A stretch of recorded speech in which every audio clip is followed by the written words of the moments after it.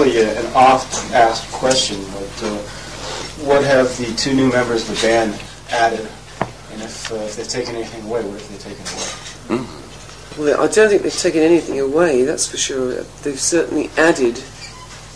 It's all positive stuff, I think, in terms of, Billy and Rick joining the band has been, aside from their obvious musical contribution, there's also a feeling of fresh blood, a good old transfusion, which the band probably was well overdue for, So, I mean, we feel quite revitalised by the whole situation. Anything to add? No, that's very much how I feel about it, and it's all positive, and just not harping on it, but certainly, it was time for Lindsey to do and make the move that he eventually did, even if it was somewhat pressured to get an answer out of him which way he really wanted or what he wanted to do. I think out of convenience he would have probably liked the band just to drift into nothingness, so he wouldn't have had to have made that decision that I am leaving, I can't do this. And I'm sure that, I really believe that to be the case. For that is past, and like Christine said, it's nothing but positive, in terms of what we did with going on the road without Lindsey, with Billy and Rick. It was somewhat of a spunky decision to make, and a quick one. It all happened very quickly. I'm convinced more that it was absolutely the right thing to do, not only to have Rick and Billy join Fleetwood Mac, but to go out on the road. Makes you wonder what we would have done had we not made Tango in the Night to start with. Because there was a certain amount of coercion there too. I mean, it wasn't, we didn't force him into the studio, but the circumstances were such that he was lulled into thinking that this is sounding pretty good, because we went in to the studio to cut a song which I'd been asked to do for a Blake Edwards movie called Fine Mess, and it was an Elvis Presley song they wanted. So I asked Lindsey and Richard Dashett if they wanted to produce this. It was over a 3-day period or something, and I said, let's get John and Mick as well. And Stevie was out of town, but the essence of the musicians in the band were there, and we just went in and I was there. And Billy was there. Oddly enough, he was singing on it. Yeah. So we just jammed around a while, playing some of the old songs, and we just had a good time. And it was a situation where Lindsey was really enjoying that, So we started off by just doing a few cuts. I don't think we actually committed to a whole album at that time, did we? We just sort of said. I think he gathered, because John, Christine, and myself, there had been moments prior to that. This was definitely the catalyst, the subject matter that Christine is talking about. But prior to that, there were definitely moments when we thought that we had a commitment to start, and then it never happened.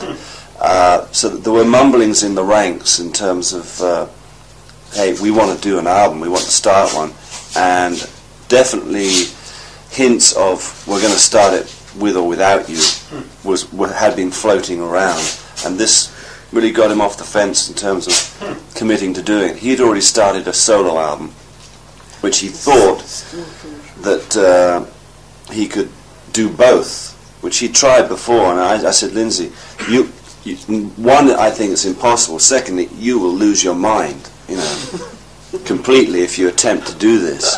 And he very quickly, we got another producer, and quite frankly, the truth of the matter was that myself and at that time the band's lawyer, I did that with the full knowledge that Lindsey wouldn't like it. It was actually a trick, because we started. That Lindsey? We started the album working with this fella, and increasingly Lindsey liked it less and less. Who was the guy you're talking about? It was. Should he remain? What was his name? It's no, not Duncan. No. He was an old you mean engineer that? for Russ Titleman or something. Yeah. He was. For the life of me, I can't remember his name. Was his name Russ? Greg? Who are you guys talking about? No. No, nothing to do with it. Way before your time, Billy. What was You know, I it? can't. Sorry, I went to I get a can't Coke remember his and I name. It was a kind of an Italian name. He did some lot of stuff with the Powerhouse. Italian band. name. A lot of God, I don't remember raunchy that. stuff. Great guy, but just not suited to working in this situation. Nothing wrong with it. His just was the wrong thing to do. Forgot all And about that. ostensibly, as I said, I haven't really even made it very public knowledge, but that I did that in my inner heart, knowing that that would get Lindsey into getting really involved with what we're doing. Because once he committed to doing the album, I knew, knowing his personality, he would prefer things to be going his way versus anyone else's way, and that's exactly what did happen. And Lindsey ended up putting, his 200% worth of energy and stopped his own album, and he's still making the same album he started rather a long time ago. So I know it will be good, but I wish for his sake he would get it out. He's working with Richard Dasher, so that's that situation. If that makes any sense. How about you, Billy? Did you, now that you're in the band, what do you think you have? What sort of change have you affected? For the better. Billy's so humble too. No, I just brought a few tunes in, and like I said, I've known, or like I say, that was the last interview. Last interview. Yeah. It's all accumulated. Yeah. I've known Chris and Mick. Well, I met Mick first at Many moons ago. Dick Clark 25-year anniversary party. And my cousin Rocky Burnette had opened for them. And it was a bunch of reasons why we got together. But the bottom line is we started off doing, I got a call one night, I was working on a Bonnie Raitt session, and got the call to go do Saturday Night Live with Lindsey and Mick. And from that stemmed, the band was called the Cholos at the time, called the Zoo. And then this was like 1981, I think. And we'd been working together. I'd written with Christine. Christine had played with the Zoo off and on. I'd done something with Stevie, and I got to know the whole band. And it was kind of like they were some of my best friends, really. And when it came time for the decision, if they'd have got anybody else, I would have been very put out. As indeed certain other friends of ours were put out. In a similar situation, though, we would have envisioned you coming on into the band as sort of a hired gun, though, sort of a one-shot deal. Well, a lot of people thought that. Yeah. Uh-huh. Yeah. But had you had that intention at all, or had you really had your heart set on becoming an actual member? Well, no. I mean, when they asked me to join, we knew that we were going to do a tour and then do an album and actually join the band. It was, there was a few times, but God, I tell this story over and over, but right before our first gig, there was a few times where I woke up and I was sweating and saying, because people, I heard a few people say, "Oh, it's great" and everything, but then there was the few people that said, "I wouldn't want to be in your shoes," the pressure, maybe going to rip you apart, and the critics, and oh, I see, yeah, or this and that, so there was a little bit of that, and you never knew what the fans. We all didn't know what it was going to be like stepping on that stage in Kansas City that first night. But after that night, it seemed all that seemed to be laid to rest, And ever since then, it's been, shall I say, a breeze. The audience has been really forgiving, though, about Lindsey not being there. I think they'd rather see Fleetwood Mac on the stage rather than us rolling over and playing dead, than they'd rather see us as we are now than no Fleetwood Mac at all. And as it so happens, the band does sound better. The band is stronger, and there's been virtually no sort of heckling for where's Lindsey Buckingham. Not one night. I don't think we've ever heard that. Not one night. Everyone, the press and the reviews of all, you know. In fact, there was somebody raised a banner one night at a gig that said it wasn't very nice. It was the F word and then was this? Lindsey. Oh, But you know, so that was the way it went. I mean, went off real smooth. That whole maneuver, which it was, you know, and just Lindsey left at very short notice, you know, and we had a tour set up, and we thought, are we going to stop, cancel everything, or what are we going to do? So this is what transpired. Billy joined and Rick joined, and all went very well. But further than that, in the overview, the fact that we did go out on the road and play as a band, and it did go very well, I think put us in very good stead setting up to make this album. You know, if we'd had stopped, certainly the suggestion would have been that Billy and Rick still join Fleetwood Mac, and then we would have made a record. It would have been a long sort of thing with another big gap where Fleetwood Mac wasn't doing anything, and we just thought we're getting going again. So I know we're all really glad that we did go out and do that tour, and it paid off dividends on the record for us on the record. Because now people know who Billy and Rick are, you know, especially in America and Europe, of course. And we don't have that, you know. It just always really smooth.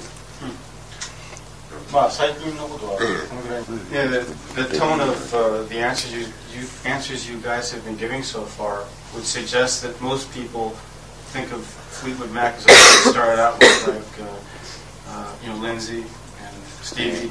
But the thing, like we were talking before we came up here, our favorite Fleetwood Mac albums go back to the days of Bare Trees and Mystery of the Oh, Biscuits. very much so, yeah. So anyway, I just wanted, that was my own personal preface to his question, which was that every time new members come into the band, they seem to be in a position to take the initiative, or seem to be encouraged to take the initiative. Sure. Absolutely. Very much so. So there is a policy of yours. Very much so. I think I couldn't think of anything worse than asking someone to come in and be a clone of a certain atmosphere that was previous member. Exactly. I think that is, I hope, is part of the reason why people are still enjoying our music. I think it is reflective of that very policy, if you like.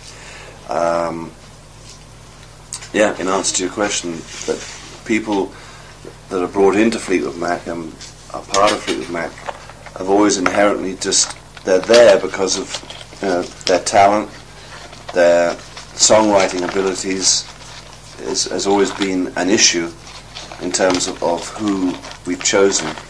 It's always been, a prerequisite almost. Do you throw caution to the wind, or do you try to temper the suggestions of the members by saying, well, that's a little bit overboard? No, and again, especially in Billy's case, more so than Rick's, by the time we got to the studio, Billy had worked with Christine, we all knew each other's tastes, and it's just a matter of, you don't come in with a sledgehammer when the feather is necessary. Then that's how it was. Nothing needed really to be talked about. It was already established that Billy and Rick were very much an integral part of the band before we even went into the studio, and there was nothing like that necessary, or nothing like that even suggested. No. Just because everyone had already ironed out, or had come to a conclusion in terms of one another's tastes. So we were all very sort of married to that, before we even went into the studio. You guys seem like you're extraordinarily easy to work with as members, though. I mean, obviously you're probably the best one to ask this. No, I mean, just looking back over the history of the band, though, it seems like you've had some pretty obsessive characters. The last one being Lindsey, obviously Bob Welch was somewhat obsessive. Yeah, he was. Danny Kerwin back in the old days was, Danny was scatty, obsessive. yeah. Sure. So, but I mean, you guys have kind of sat back and watched others take the reins of the work and sort of supported them. Well, it's a two-way road, you know. What appears to be sometimes always isn't the case, you know. But certainly in terms of Guitar players. Going on. They've all gone round the twist.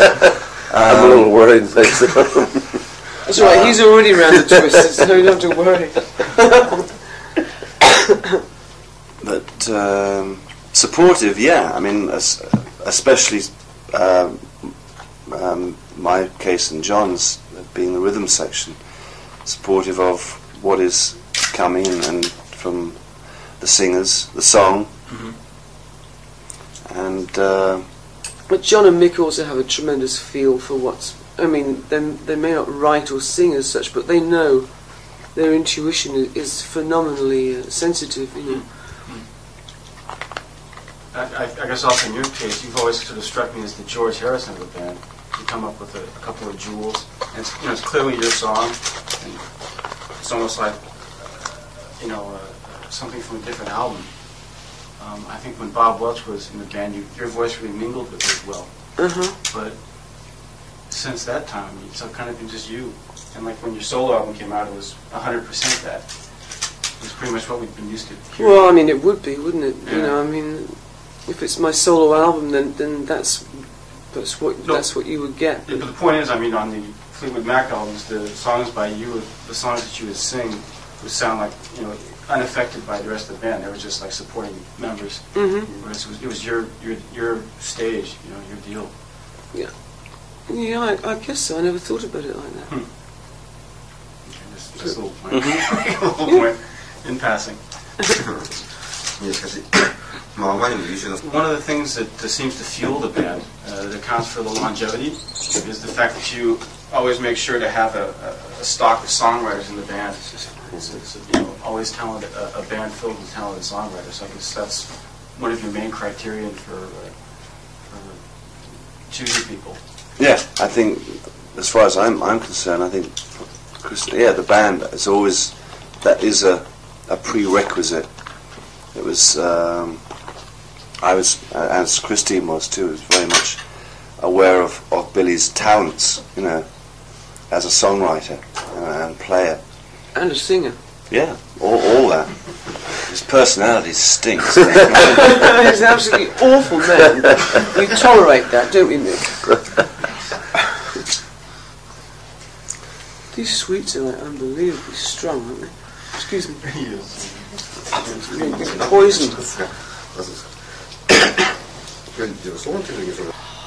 Looking back on the history of the band, what has been the main reason for people leaving the band? Has it been making musical, or has it been Me. It's all Mick's fault. Hang out with them. I'll tell you what, there's been Hanging out with a them. lot of different reasons, and they're all probably very varied. You should go into Yeah, major. The only person that actually was literally thrown out of the band was Danny Kerwin, and that was for our sanity and very much for his own sanity. And the fact of the matter, he was very, very highly strung when he joined Fleetwood Mac, and the paranoia was part of his personality. I mean, this is on the serious side of getting into medical, trouble, mental trouble. Right. And it just got to a point where none of us could handle it. I was the last sort of bastion in terms of, I would sit with Danny and talk to him. No one else could talk to him, and he couldn't even ask for a cigarette without sort of. He would grab it. It got really bad. It was awful. It was awful. It got to the stage where I would hang on to them like that, so he couldn't take it. Just rip off the filter. He could just about get, ask for a cigarette, and that was a sort of a major. Yeah, thanks very much. Oh, it was terrible. And anyhow, he's not well, and he's not well now. Right. No, he's not. Jeez. He's in a. None of them are well now, are they? No. They're all. Oh, He's worse than Peter. Yeah. These are all the guitar players, right? That's right, yeah. Jeremy's doing Jeremy's, I don't know where he is. But, some religious cult. You read about it every now and then. but what was the question? How It did is- they- well, Danny was the only person that was asked to leave, or basically, I suppose, fired by the rest of us. Peter left because he no longer wanted to be part of, one, a money-making machine, two, in his mind, and two, he felt musically that it had come to an end with Fleetwood, and he wanted basically, which is what he did, made the album The End of the Game, which is just jamming with a wah-wah pedal. Some of it is real good, but it doesn't really involve anyone else. You want to get back to his Jewish roots or something? Yeah, there's a whole load of reasons. Bob left because he was disenchanted with the lack of success, and his marriage was caving in, and he thought he'd make a run for it, and it did very well. Makes them all sound like raving nutcases. And Lindsey, you're listening to your Oh, okay, no. Lindsey just already ran out of steam. He never really enjoyed touring. I think he enjoyed somewhat being on stage. He didn't enjoy the whole process. Again,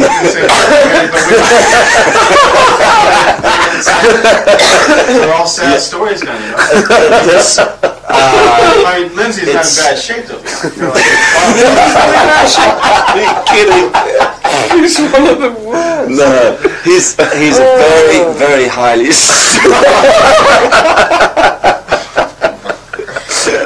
he is very highly strung. You should line all those ex-guitarists up on the sofa and ask them individually. Oh God! I don't know what to say. So there's kind of a common thread here, I think. There is. Mental illness or something.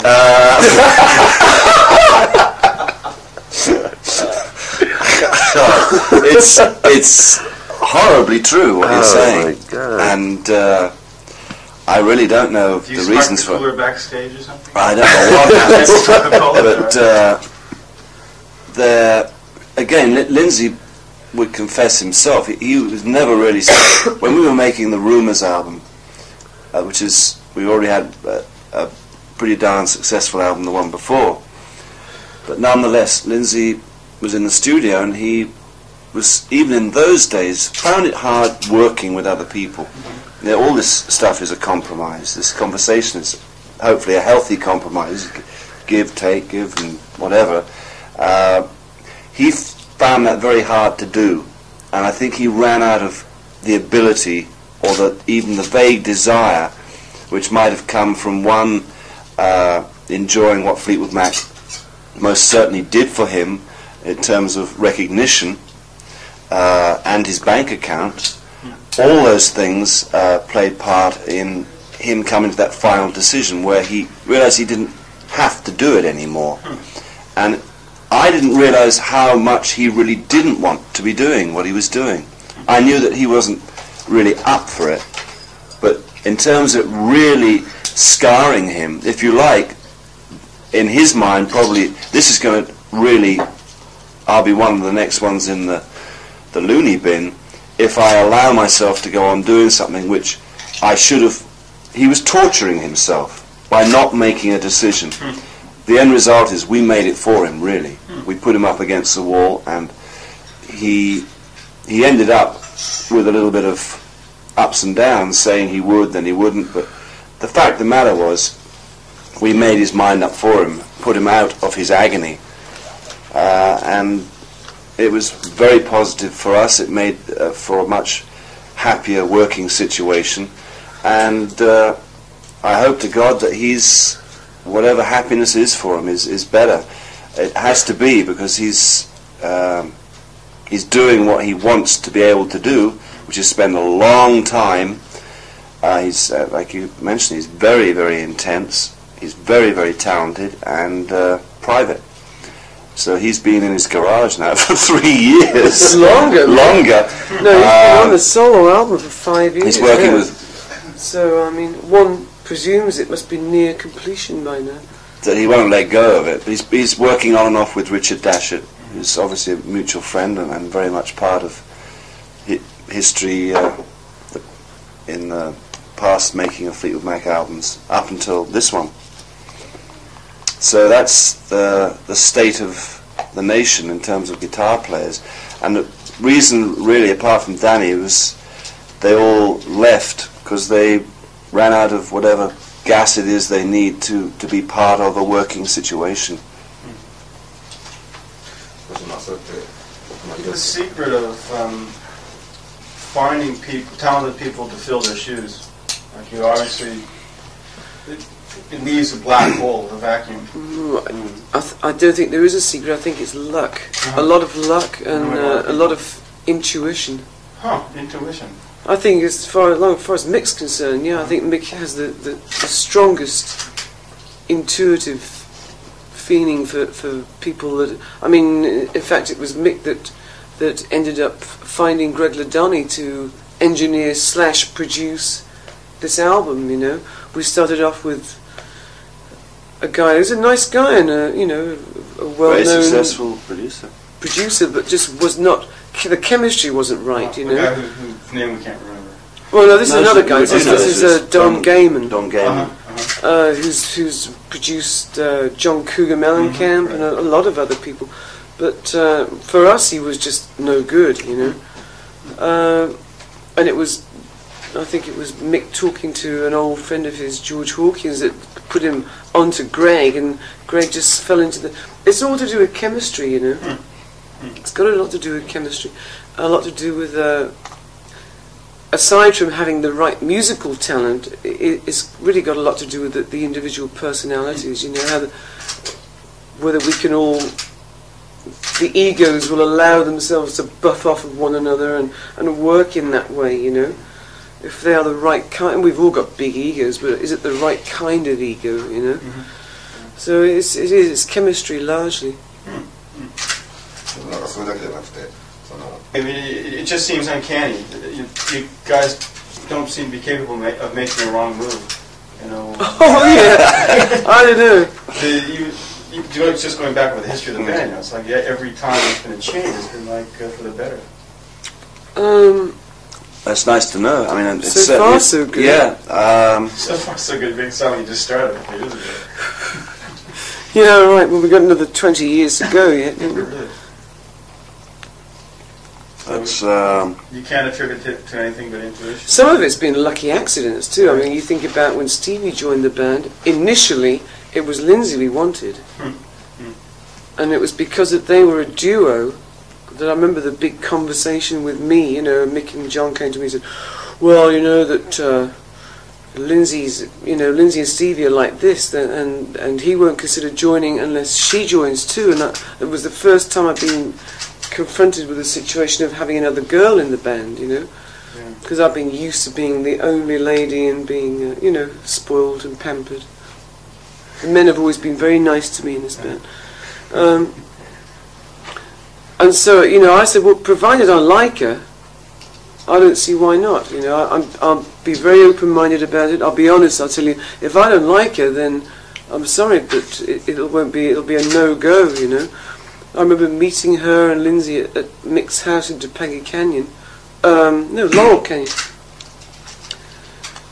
God knows how many years ago now. And I just remember instantly realizing she was extremely different from me, which is good. But I also liked her very much. My instincts, told me that I could get on. I could get on with this girl. I liked her sense of humour, and so it sort of went from there really. And it was, by way of saying that was an accident. I mean, that Stevie joined the band turned out to be, like you were saying, like it seemed like a good move, but it was a lucky accident, really. There's a lot of luck involved. I remember a time when I first joined the band. We were in England, and something happened. There was a ferry strike, so we couldn't get the gear over to Europe or whatever. And John McVie said, "Don't worry, it'll work out for our best. This band always lands on his feet the right way."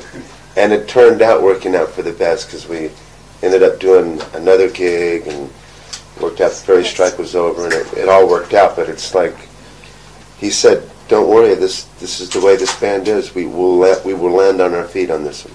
Somehow. And I remember that, sticking in my mind from being, a new member, and it's like it seems to always work out that way. It's good to have a lot of faith, I guess, in what you're doing, in destiny and everything else.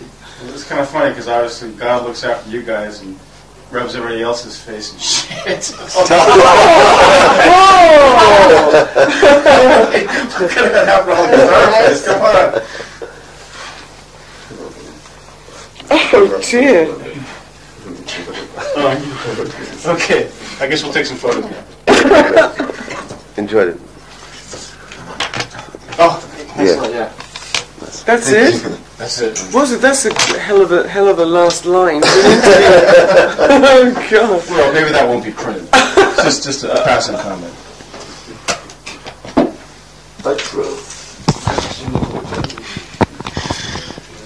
Daughters.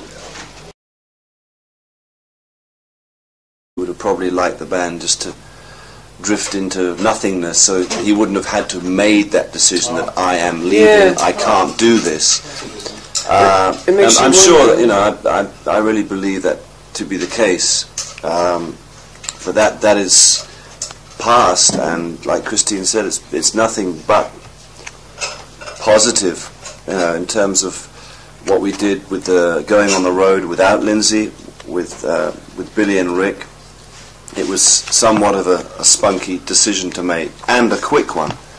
It all happened very quickly.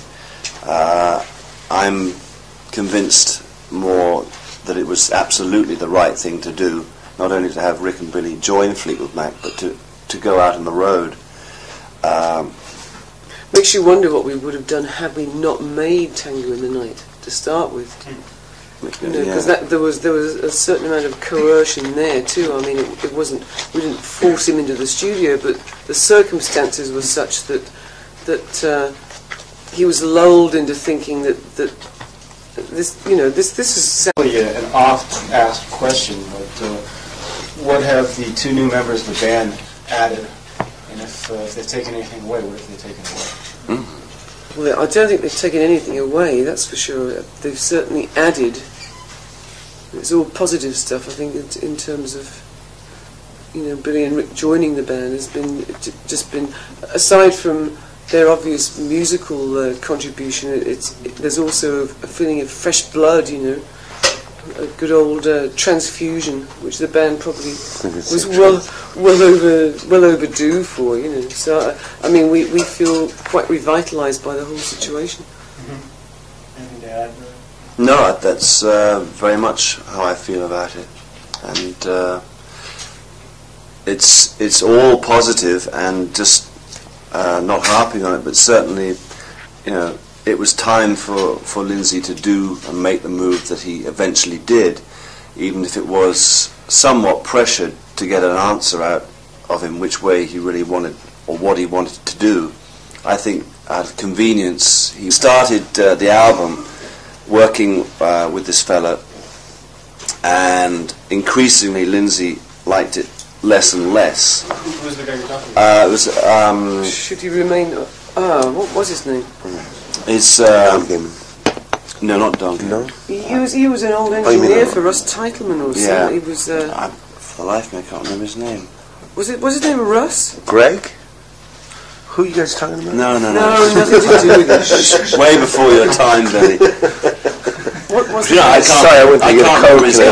name. It was a kind of an Italian name. He did a lot of stuff with the Powerhouse. Italian band. name. Oh, A lot of God, I don't remember raunchy that. stuff. Great guy, but just not suited to working in this situation. Nothing wrong with it. His just was the wrong thing to do. Forgot all And about that. ostensibly, as I said, I haven't really even made it very public knowledge, but that I did that in my inner heart, knowing that would get Lindsey into getting really involved with what we thought that we had a commitment to start, and then it never happened.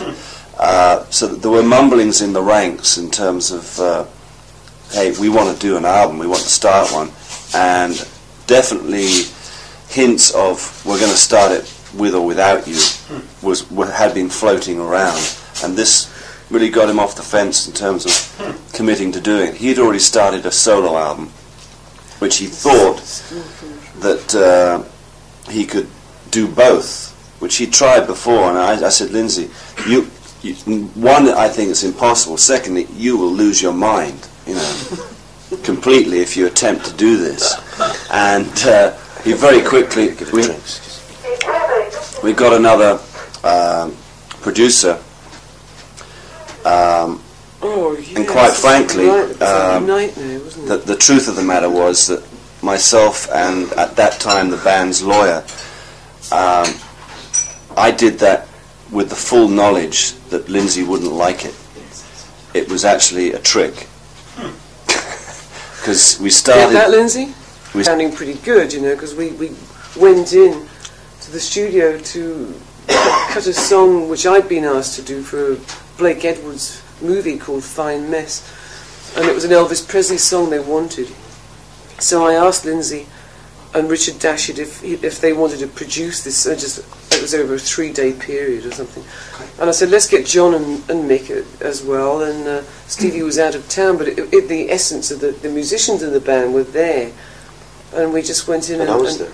And Billy was there. Oddly enough, he was singing on it, yeah. So we just jammed around a while, playing some of the old songs, and we just had a good time. And it was a situation where Lindsey was really enjoying that, so we started off by just doing a few cuts. I don't think we actually committed to a whole album at that time, did we?